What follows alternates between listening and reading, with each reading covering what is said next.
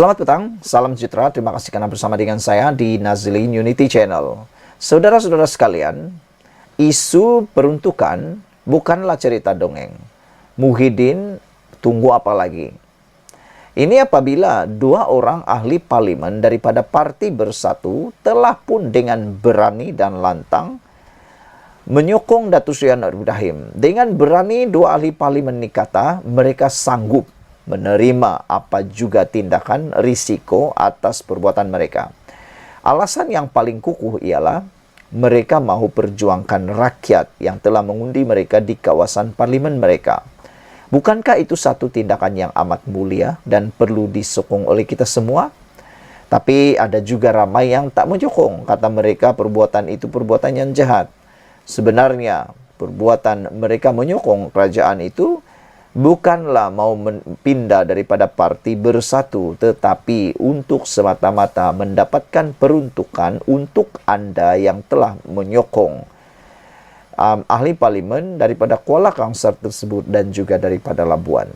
Mereka sanggup merisikokan, mempertaruhkan, memperjudikan masa depan karier politik mereka. Jadi, Muhyiddin tunggu apa lagi? Isu peruntukan bukanlah cerita dongeng. Hanya kira-kira 2 minggu selepas ahli parlimen Kuala Kangsar Iskandar Zulkarnain Abdul Khalid daripada Bersatu mengumumkan sokongan kepada kepimpinan Anwar Ibrahim pada 12 Oktober lalu, kini seorang lagi wakil rakyat parti itu berbuat demikian. Ahli parlimen Labuan Suhaili Abdul Rahman adalah ahli parlimen kedua daripada Parti Bersatu dan Perikatan Nasional yang mengumumkan pendirian menyokong Anwar. Tidak jauh berbeza dengan Iskandar Zulkarnain yang memberi alasan perlunya peruntukan dan kesukaran dalam memberi khidmat kepada rakyat di kawasannya sebagai alasan mengalih sokongan kepada Anwar.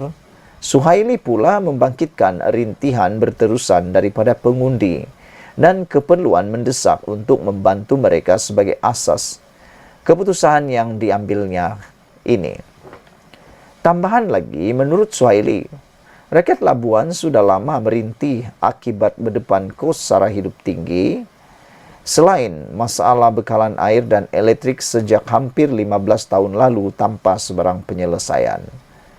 Begitupun sama seperti Iskandar Zulkarnain, Suhaili juga mengumumkan beliau akan tetap setia dan tetap bersama dengan Bersatu, selain ingin terus kekal menjadi ahli parti tersebut.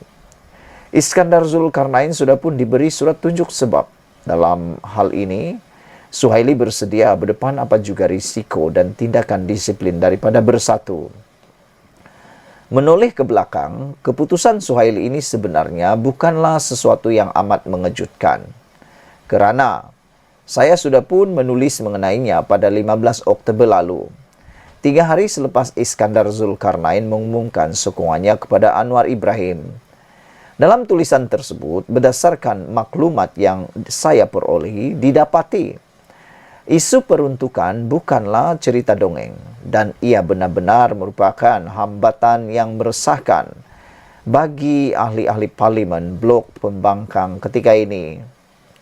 Dengan itu dinyatakan, jika Perikatan Nasional terus keras hati dan degil untuk datang berbincang dengan kerajaan, saya dengan jelas menyebut bahawa ada beberapa ahli parlimen lain lagi akan mengambil langkah sama seperti Iskandar Zulkarnain.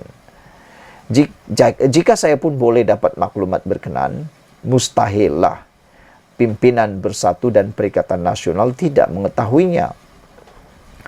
Dalam hal ini, berikutan Perikatan Nasional sehingga kini masih lagi keberatan, degil dan keras hati untuk datang berbincang dengan kerajaan bagi membincangkan soal peruntukan yang diperlukan itu.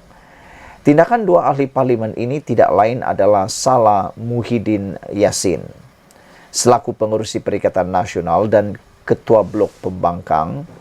Muhyiddin harus membuang ego dan keras hatinya untuk gabungan itu datang berbincang dengan kerajaan. Demi kepentingan rakyat, beliau wajar mencontohi Anwar Ibrahim yang ketika mengetuai Pakatan Harapan dan menjadi ketua pembangkang, telah sanggup datang bertemu Perdana Menteri pada waktu itu, yaitu Ismail Sabri Yaakob, sehingga terwujudnya MOU antara kerajaan dengan pembangkang. Ia kemudiannya disusuli dengan semua ahli parlimen pembangkang akhirnya diberikan peruntukan tahunan bagi kawasan masing-masing.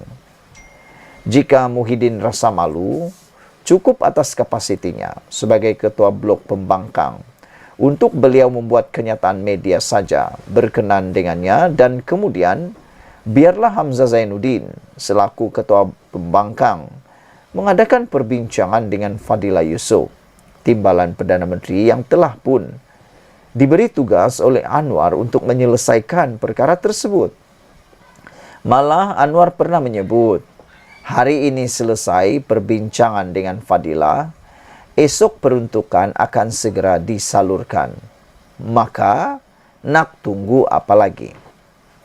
Lagi pula, sebarang usaha untuk menebuk atap dan menjatuhkan kerajaan sudah jadi perkara mustahil sekarang ini. Melainkan Perikatan Nasional kena tunggu ketibaan PRU16 saja untuk berbuat demikian. Namun, kenapa masih mahu diseksa ahli-ahli parlimen dan dengan kesengsaraan 4 tahun lagi menjalankan kewajipan tanpa peruntukan? Ataukah Muhyiddin tak kisah melihat lebih ramai lagi ahli parlimen Perikatan Nasional bertindak seperti ahli parlimen Kuala Kangsar dan Labuan selepas ini? Saudara-saudara sekalian, apa pendapat kamu tentang tulisan daripada sabudinhusein.com ini? Apakah Anda juga bersetuju supaya Muhyiddin Yassin jangan tunggu lagi? Kalau dia tunggu lagi, dikhawatiri tak sampai seminggu daripada hari ini akan ada lagi mungkin sehingga 20 orang ahli parlimen daripada Parti Bersatu dan Perikatan Nasional mungkin akan menyokong Datuk Seri Anwar Ibrahim secara peribadi. Pada waktu itu, semuanya sudah terlambat. Nasi telah menjadi bubur. Jadi lebih baiklah Muhyiddin Yassin jangan ambil mudah, jangan ambil remeh isu peruntukan, kerana ianya bukan cerita dongeng. Kalau ada yang tak percaya lagi, kita dah lihat tindakan Iskandar Zulkarnain, kita kata akan disusuli oleh orang lain. Pada waktu itu ramai yang tak percaya. Tapi akhirnya masa telah membuktikan ianya benar-benar berlaku. Sekian dulu untuk kali ini. Jangan lupa tinggalkan komen Anda, tekan butang subscribe. Malaysia kita punya, kita juga sama-sama cintai Malaysiaku. Bye-bye.